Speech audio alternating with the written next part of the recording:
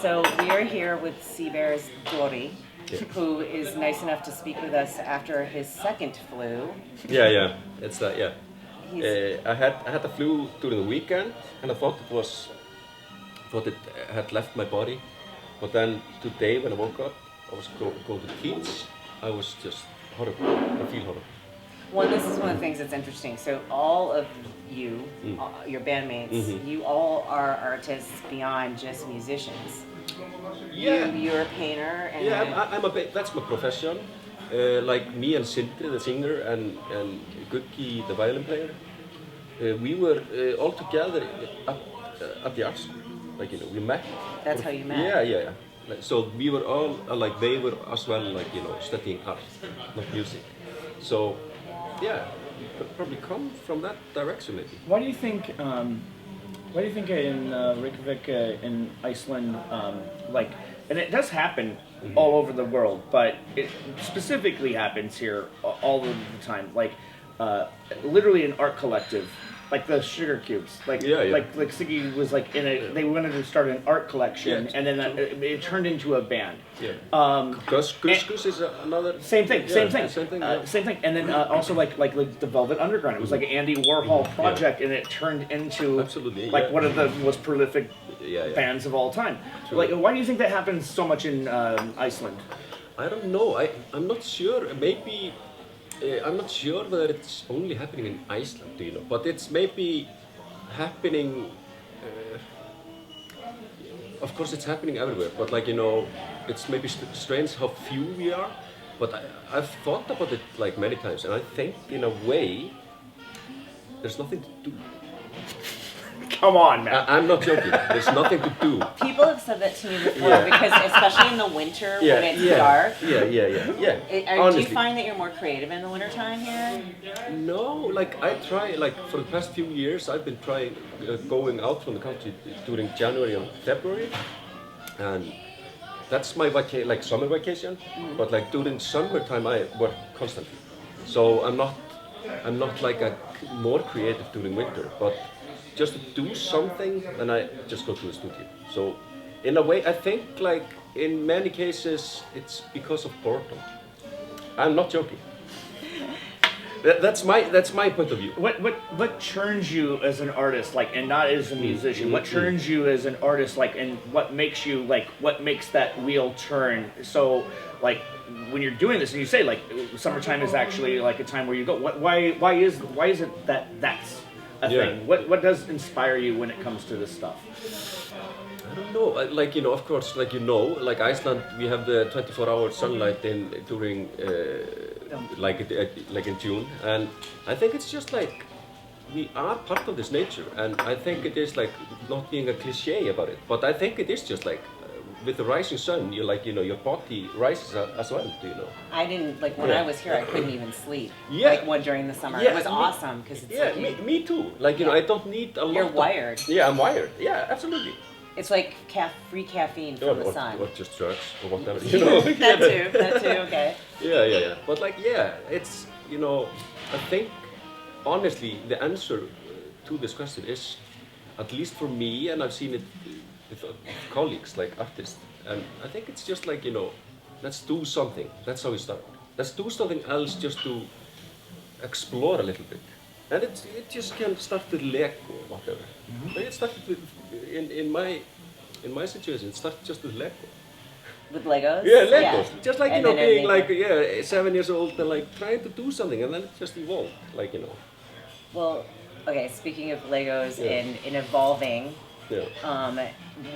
When I think of coming to Airwaves, there's definitely a lot of bands that people think of when they come to Airwaves, but Seabear is sort of that quintessential for the time that I've been coming to Airwaves. And then there was a 9-year break. Yeah. What made now the time, because I've missed you for 9 years, so it's really nice to see you back. What made now the time to sort of, what brought you guys together right now? Yeah, I think it is, I was at an interview with an Icelandic newspaper like 2 weeks ago about this, and I think the answer is just like, sometimes the time is just right. It wasn't like, it was just a collective kind of we just came together. It wasn't like one person asking about it, it's just like we came together. That's how it was. It wasn't forced. It wasn't. Yeah, it was just like love. You know, it just comes. It's kind of like that. Yeah. And it's like we are kind of, not kind of, we are a family. Like we traveled the world for 3-4 years. Of course, there's huge bonds that you know goes through people, and you know everybody in the band even more, like a parent or something. Right. You know everything about that person. Well, that was what was interesting because you had gone a bunch of world tours. You had just released your sophomore record, which was doing really well. You were synced all over the place. Like they were on Grey's Anatomy. Like I can't even remember all the TV shows. Did you guys decide to go on hiatus, or did it just kind of just a break went long for 9 years? Yeah, it was just like we were a bit tired. I think it was a little bit like that, and it was just everybody, except me. Like we're starting to like having babies and stuff. Do you know? So like we're almost getting 40 now. So I think the time is just now. I think the answer is just like. Yeah, we just met for coffee, like you know, and then it was just like, let's do it. So like you know, is this like having like a high school girlfriend and then like getting married and then getting divorced and then like coming back and going, oh yeah, this is great. a little bit, true. Honestly, it was just like I think everybody in this band, like we admire each other. Do you know? We respect each and every, like you know, there's no hierarchy. We are just like doing this together, and it felt very warm. That's true. Like you know, like an old girlfriend or something like that. Like the first sweetheart. Yeah, it's a little bit like that. True. Yeah. So Waterphone is the new single. Yeah. Correct. That's actually you put it out. I think just last month, at the end of the month, like October or something. Just like 2 weeks ago or something. Yeah. Did you? Is that what? You said it just sort of happened, and then were you guys like, let's like go and like jam, and then like Waterphone came out. How did it kind of come about? It was like it was from Sindri, just like chords and lyrics, and then it just like everybody was working in different, like you know, I was working in my studio, and like everybody was just working through their own studios, and then it was just layered.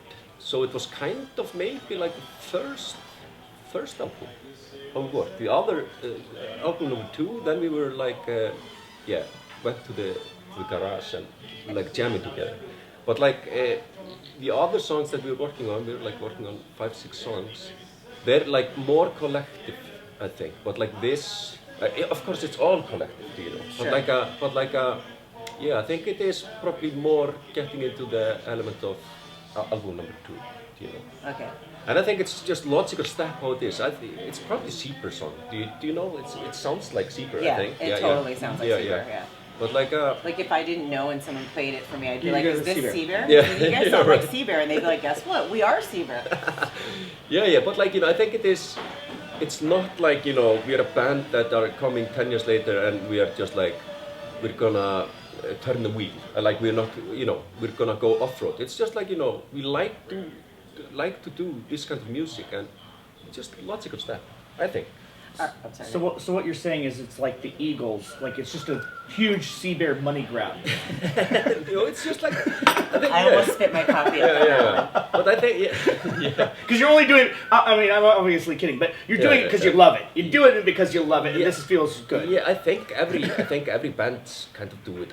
Honestly, at the core of it, in the core of it, I like at the core of it. But like you know, I think every band or every artist that are, or every creative person, I think if they're not doing it because they love it, then just do something else. Do you know? Correct. So Totally. Absolutely. So like you know, the cliches about it is the cliche about this is because it's true. Do you know?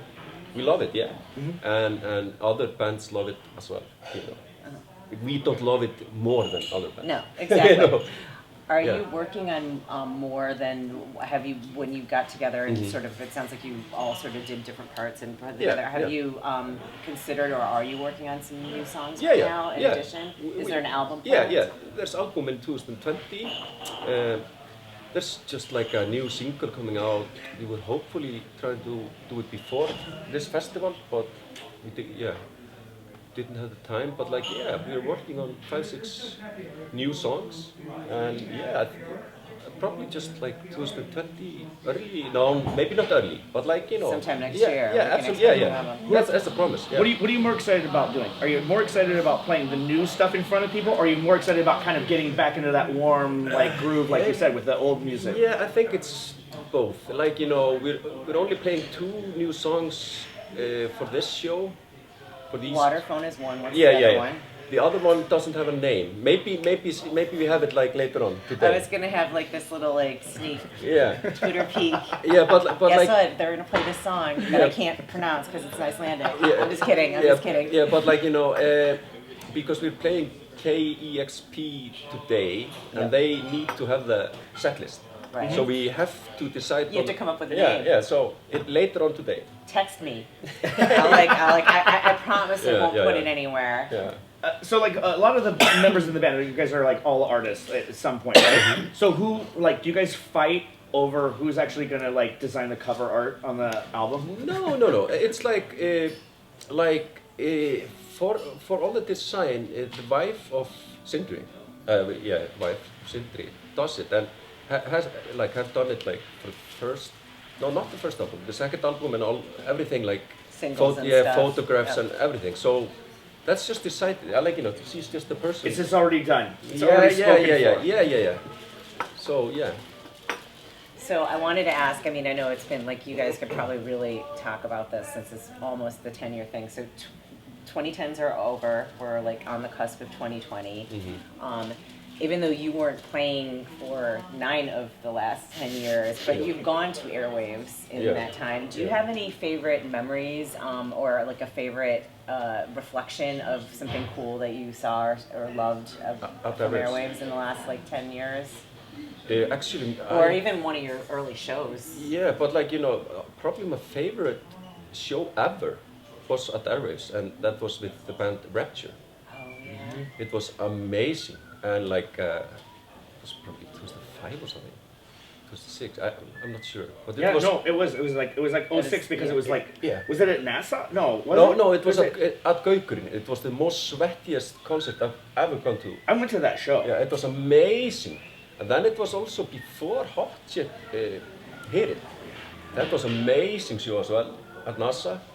Just like these guys, I miss NASA. Yeah. I gotta be honest with you. Yeah. Of the past 10 years, when you remember it opened for like a second again, and Yeah. then it like when I was that I missed that venue. How about? Do you have a favorite?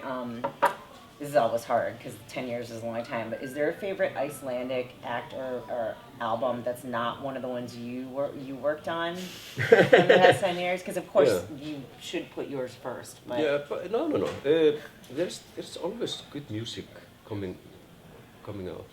Like the latest, I don't know. It's just like we were talking earlier about Jón Jónsson. Oh, like yeah. and like everything that he does, I just absolutely love it. It's a pity, he has left this earth. But like, I don't know. They're all my friends, so I'm not gonna pick one. I know. So I was gonna say that is always the tough part. Is Yeah, like, but because you're also a lot of people are pretty close. The music scene here is very tight knit. Yeah. So it's hard to just. It's like he said. He said there's literally like with the Milwaukee music scene, we have 1.5 million people in the city, but we all congregate as far as like a music community together, like radio, video. Like it's the same thing in Chicago. Like JBTV people hang out with the press people, who hang out with the radio people, who hang out with all of the musicians, and we kind of do our thing. Same thing, like 225,000 people with one person like him passing away is like a total cog in this music society that is now missing. But now you're back. Like, do you like it? Is it like one of these things where you're living in this, when you live in the city and you're not playing, and then all of a sudden you see this, and you say you're going to play again. Now all of a sudden, like, you see this rise in excitement that you're going to be coming back as a band because they can see you every day. These are your friends. Yeah. I think it is. probably we were probably never that how can I say it, big in Iceland. Do you know? We were No, more, you did. You were well in the States. yeah, Actually. yeah. But like in Iceland, it's more like maybe our friends or what. Like You're beloved here. Don't Yeah, even try. he's Okay. playing it down I get that. totally. no, but like yeah. But like I think other musicians know about this band and stuff like that. Because you're a musician's band. That's actually I think a very complimentary way to be when other musicians are fans of you. You know, I mean, you kind of hope that. Maybe, but like I think probably some people are looking forward to see us back on stage. Definitely, I think. Oh my god, I'm so excited. I have one. Oh, sorry. You I was want to gonna ask a say, question? I was gonna say, like, so you've been around the world. I mean, obviously as a musician and as an artist, and like the world over the past 10 years has found out about Iceland. It seems like because when I came here in 2006, true. it was different city, different Absolutely, culture, yeah. and now it's this whole thing. Yeah. Do you want to keep Iceland a secret? Do you want to keep Reykjavik music scene a secret, or do you want it to be open to the world? Absolutely open to the world. I think it's just good for every culture to get more variation. About whatever. Like so, So you're cool if Bam Majera comes here and hangs out and gets drunk. yeah. But like of course it was. I can say it like this. Maybe when you were here, then it was kind of like cool going to Iceland. It was. But today it's just like everybody goes to Iceland. And I think it's okay. Like it's not bothering me. It's maybe. No, it's not bothering me. Like it's loads of Icelanders that are like it's too many tourists and stuff like that. But like, hey, this is how the world is. Yeah. Yeah. Totally. Chicago is that way. I will say, yeah, when you're like trying to get down Michigan Avenue and there's 5 million people, you have that thought. That's every Where you're every just like, Saturday. "Ugh." That's every Saturday. But then I'm also like, Yeah. I live in a great city and I want people to love the city. Correct. I want people to come visit. Same the thing city. with Milwaukee. Why wouldn't you want that? Milwaukee is Yeah. the same thing. It's like so on. Yeah. It's Milwaukee was like kind of in its own like thing in the 80s and like over the 90s and especially over the past 20 years, it has exploded and it's like It's like the a- coolest place now. Yeah. So like literally, if Seabear, if you come to North America, you are playing Milwaukee. All right. And you will have Well, many people and with beard, Chicago. many Yeah. people with beards What and, you and have played, sideburns. 'cause I saw you guys in Chicago. Yeah, we played in Chicago. We've Yeah. never been that far north in America, but of course we've been in Canada. But like, Milwaukee is like northwest of Chicago, right? Just north, like 90 minutes north. yeah. Yeah. On But the I interstate- think it's that's northern. probably why you remember me. I was at that show. I think it was Shuba's one of the times you played. But anyway, Yeah. I do want to end with asking you. Yeah. Okay. Sure.